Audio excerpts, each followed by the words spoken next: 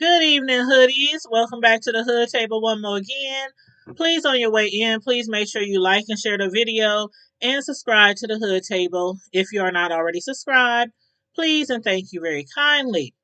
Now, today, we are now going to be giving our thoughts and commentary on what we've learned on day 5 of the R. Kelly sex trafficking trial. And again, as I state almost on every video, just for the people who don't know, the ones who, been sleeping under a rock. R. Kelly is on trial right now for a multitude of charges from sex trafficking to forced labor, racketeering, sexual exploitation of children, and kidnapping. And today, we again are going to go over what we have come to find out from day 5 of the R. Kelly trial. The second accuser to testify against the R&B star during his trial received a nickname of Jane Doe number 5. But today she is testifying under a pseudonym, aka a fake name, just Jane, I believe. But we'll keep referring to her as Jane Doe number 5. This particular accuser is now on her second day on the stand.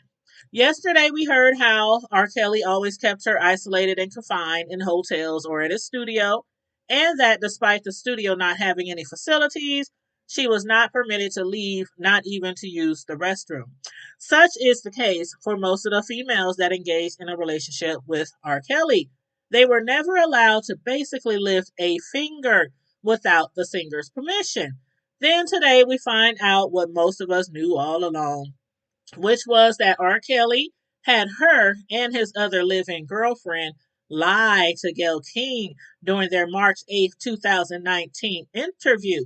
The craziest part of that for me is that he wouldn't allow his roomies to watch the Lifetime Surviving R. Kelly series. He told the women that all the ladies on the show were lying about him, when in fact he was doing the same exact thing to his roomies, then had them lie on national TV to Gayle King. And I can vividly recall that day when Gayle King interviewed R. Kelly and his two live in girlfriends. And most of us at that time knew that he and his girlfriends were straight up lying their asses off to Gayle. The girlfriends, of course, were lying because, for one, he instructed them to. And for two, they were lying to protect his image and theirs. Because you see, so many people, or the public eye, was trying to figure out or scrutinize why these women would subject themselves to that type of abuse. Whether he was a star or your average blow Joe, I'm sorry, whether he was a star or your average Joe blow down the street, nobody should be abused and humiliated in that manner in which they were forced to undergo. But do y'all remember how those two women presented themselves on King's interview? Do y'all recall how extremely disrespectful Azriel was when speaking to King? You could tell off the bat that something wasn't right because they both, Azriel and Joycelyn, they both were way too defensive. Azriel clearly was being manipulated by the king of R&B. She was very disrespectful, even answering Gail's questions before she could even finish asking it. But also, do you remember when Azriel's parents said that she had threatened to commit suicide had they not allowed her to go to an R. Kelly concert? Then Azriel turned to the media saying that her parents were lying on her.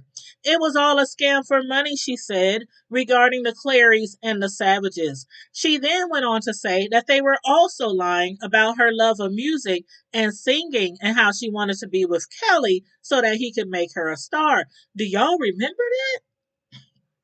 She actually said that her parents, who had shared their daughter's sexual abuse story on the Surviving R. Kelly series, were making it all up because both her parents and Joycelyn's parents were not receiving any money from Kelly for their daughters to be living with him. Not only did she call her parents a liar, she also claimed that her parents forced her to sing when she never wanted a singing career. And of course, we knew Jane Doe number 5 was actually the one lying about that when people started posting all of her videos of her singing and performing on social media around that time, because it sure appeared as if she truly enjoyed singing and the art of singing for that matter. At least that is what was perceived by the public eye, including me. Now, as far as Joycelyn Savage, the other living girlfriend, she seemed to be coached by Kelly during the interview as well. The way that she was speaking also made her appear robotic. Even with the shakiness in her voice, she still came off robotic. They both did. But today, when Jane Doe number 5 took the stand, she also mentioned how R. Kelly would cough loudly, like to let them know that he was nearby. Either that or to alert them not to speak on a particular subject or answer a specific question from Gayle. And I don't know about y'all, but I do distinctly remember Kelly coughing loudly from another area during the lady's interview. This is another reason why I believe this accuser, aka Jane Doe number 5, is Azriel. Regardless, both of these women were brainwashed for sure. I mean, is it safe to say that R. Kelly really did a number on these two ladies? And not only just these two, but many more. Now, up until the end of 2019, when his live in girlfriends were living in his condo, both of them together continued to protest his innocence. But while he was locked away, the relationship between the two ladies took a shift to the point where they no longer got along. In January of 2020, Joycelyn and Azriel had gotten into a little fisticuff at R. Kelly's Trump Tower condo in downtown Chicago, and we all remember that. During the catfight, which was caught on video, Azriel threatened to report Joycelyn to the police for allegedly having sex with her while she was a minor, which was very similar, or should I say, which is very similar, to the charges that Kelly is currently on trial for today. After the fight was broken up, Azriel was taken to Northwestern Hospital in good condition. Following the incident, Joyce Lynn was arrested and later released on bond for the alleged battery of Azriel. Joyce Lynn's mugshot was also being posted all over social media along with the video of the fight. A few days after their physical altercation, Azriel's mother, Alice Clary, confirmed that her daughter had returned home. Joyce Lynn, who had met her parents for the first time in 3 years at the courthouse, also returned home to her family. Now back to present time. Jane Doe number 5, that was still on the stand today, spoke about how the singer had forced her to have sex with somebody he referred to as nephew. This was a form of punishment for her, breaking one of his stringent rules. As a form of punishment, nephew was to be pleased by her the same way that she pleases R. Kelly. This nephew, allegedly per Jane Doe number 5, was also groomed by R. Kelly as well, which makes me wonder if he'll be one of the two male accusers who are to testify against Kelly for being with them when they were underage. I'm not sure. I'm not sure, but today's accuser also stated that she had no interest in having sex with nephew, even when R. Kelly would actually join in on the act. She claims that sometimes Kelly would still be in the room naked with them, even if he didn't join them.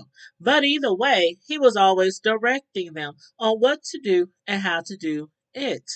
And of course, like others have stated, he always recorded their sessions. Now, keep in mind that Jane Doe number 5 had lied to Gayle during their interview about not being subject to any sexual, physical, or mental abuse, but then stated in court today how Kelly not only sexually, physically, and mentally abused them, but along with punishing them every time they broke one of his stringent rules, he also kept them isolated from their family and friends as well.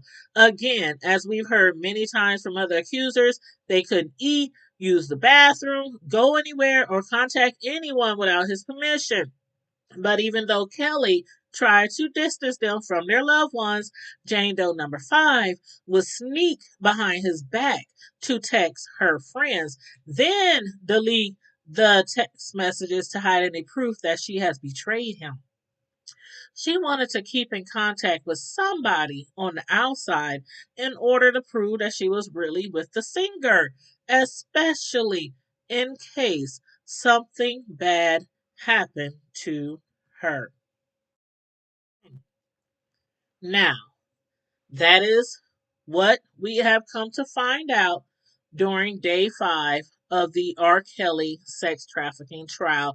And included in some of that, I gave you some back date information, during the Gayle King trial, the fight with Joycelyn and Azriel, because some of you guys have forgotten all about that. So I made sure I included some of that in my commentary today on our The Hood Table podcast, which I hope you enjoyed. Everybody, please, again, like the video, share the video, subscribe to The Hood Table if you haven't already. Be sure to follow us on TikTok, Snapchat, Facebook, IG, Twitter. We also have a thehoodtable.com website where you can become a member over there. You can sign up for our monthly newsletters. And also, we do have a membership on our YouTube channel as well. All you have to do is click the join button right next to the subscribe button to become a member of the Hood Table. It's only $1.99, y'all.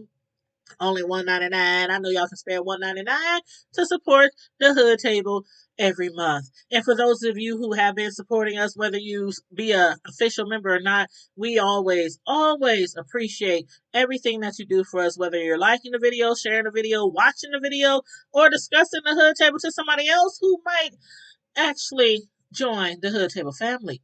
So, on that note, everybody, make sure you stay safe, be blessed, remain vigilant at all times, and always remember to always keep it hood. Bye.